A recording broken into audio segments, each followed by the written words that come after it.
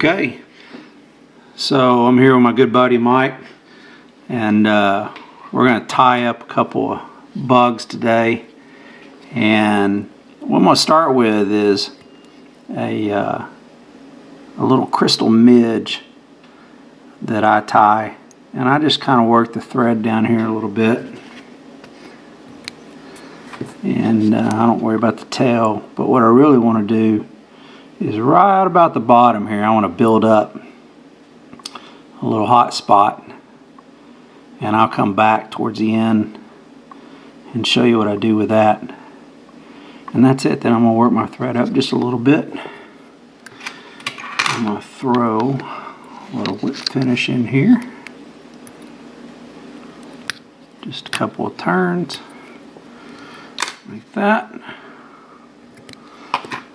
Set that aside, and then we'll pull out. Now we got a number 16 big T midge hook in, barbless, and that lime green, fluorescent green, is a 70 denier. Now I've got a black, start black here, 70 denier Danville. Hadn't tied these in a while, so I'm gonna get my fingers back working. Yeah, what does right there? Then I'm gonna cut me a little. Of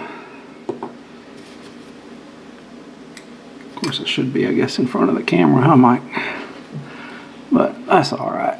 People figure it out. So this is a great little bug that I use when the water is really polluted, and so I'm just going to work this down. I'm actually going to let that small silver wire work its way around, and I'll show you why here in a second. And then I'm just going to build a little bit of a body up. But when was it, Mike? We were on the Watauga. It was spring sometime. Actually September.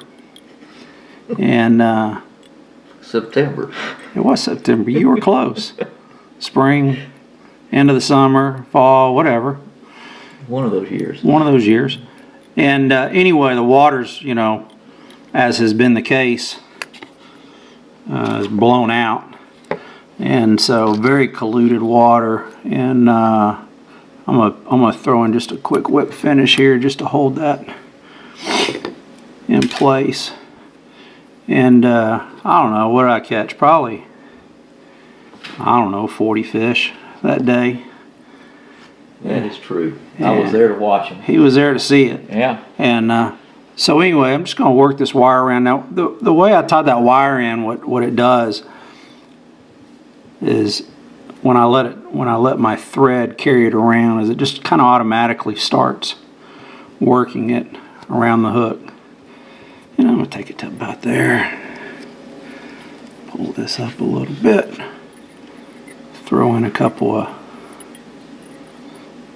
wraps of thread. And I like to build up a little bit of a head here.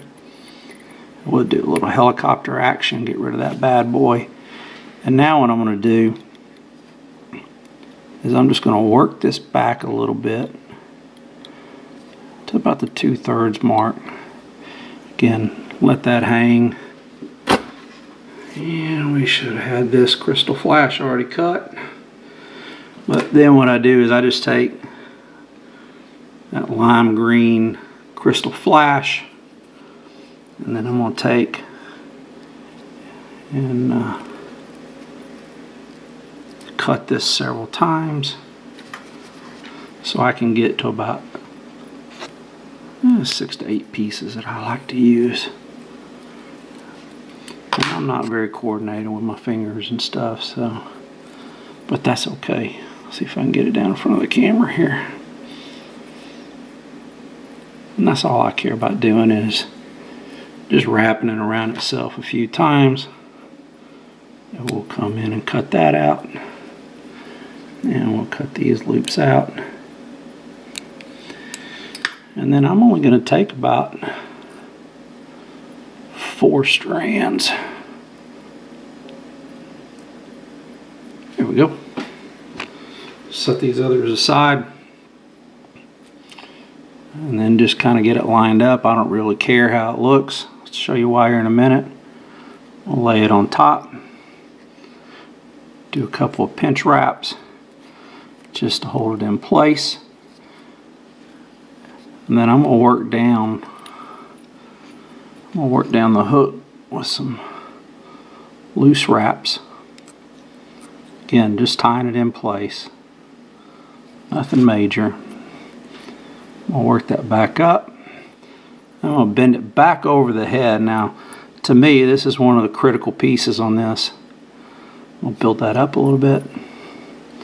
Make sure we're lined up. And then we're going to whip finish. It's as simple as that. But I think just 2 or 3 wraps is it, because then we're going to come back with some UV resin and tie this all in. So now I'm going to take this up a little bit. Doesn't matter what your preference is. Chris, are you trying to have that head a little, have the flash in it too? Yeah, so I like that flash, and I think that to me is one of the keys. So you can, yeah, looks good. You can see that flash working in the head. Okay. Yeah. And then so now what we're going to do is we're just going to take this Solaris, whatever you call it. I don't know what it is. And I'm just going to use a thin, and we're using the Solaris thin. And I'm just going to work this around on this head.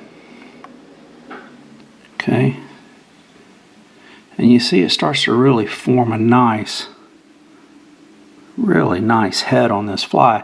But you can already see how it's popping there. You see how that color's popping? Yeah, it looks beautiful. All right.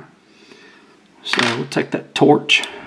We're going to hit that. Mike already had his Vanna White in motion, had it ready for me. And we're just going to hit that a few times and let it cure up a little bit. All right. Now the next thing I do,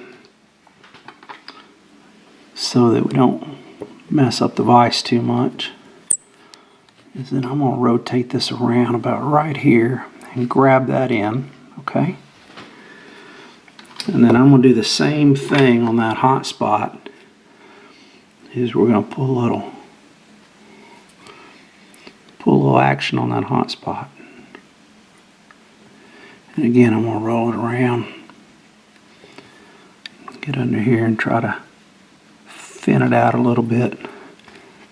You'll see what I'm talking about here. Now maybe there's so much light here you may not see it as well when I hit it here in a second. Again, you want to try to make it, you know, as you do a couple of these. And again, I hadn't tied one of these in a while, but you'll kind of thin it out, make a nice little bubble. We're going to hit it, but you can see how it pops. See how that? Mm-hmm. That's why I think I call it the green lantern. It just kind of kicks on. But I'm going to tell you, you fish this in any colluded type water, and you're going to catch fish. I usually swing this off the bottom on a nymph setup, and I usually have maybe a March Brown or a beadhead Prince, something like that, maybe even a Duracell above it, and drop this about 18 inches below, maybe 20, depending, 24 inches depending on the situation. And it just acts as a nice little midge coming off the bottom, and it's deadly. I used it up on the Sequoia not long ago here in Georgia, and same thing. Water was really fast, running fast, very colluded, and you know, second cast in, had a nice fish on. So I've tried other colors, but I'll tell you, this green is usually the number one that I go to. So there you go. That's the Crystal Midge, aka the Green Lantern, I call it. All right, thanks.